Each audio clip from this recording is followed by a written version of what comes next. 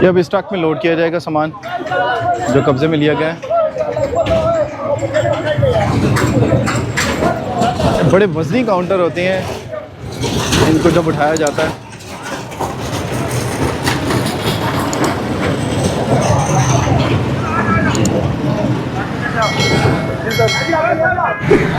इस्लामाबाद में हैं हम और ये अपारा है जहाँ पर आप मौजूद हैं। इस वक्त यहाँ पर इन्फोर्समेंट का ऑपरेशन हो रहा है सीडीए का, और जो सामान या बाहर रखा हुआ होता है वो सामान सीडीए कब्जे में लेती है, क्योंकि यहाँ पर भी ये रूल है कि शटर से बाहर जो भी सामान होगा वो कब्जे में ले लिया जाएगा।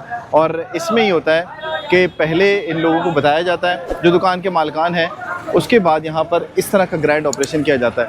तो जहाँ पर मज़ामत होती है वहाँ पे मुकदमात भी होते हैं, गिरफ्तारियाँ भी होती हैं, और ये सामान जो है ये भी कब्जे में लिया जाता है। तो आज आपको दिखाते हैं कि इस्लामाबाद में वफाकी तरक्याती इदारा सीडीए का जो इन्फोर्समेंट का महकमा है वो किस तरह से ऑपरेशन करता है।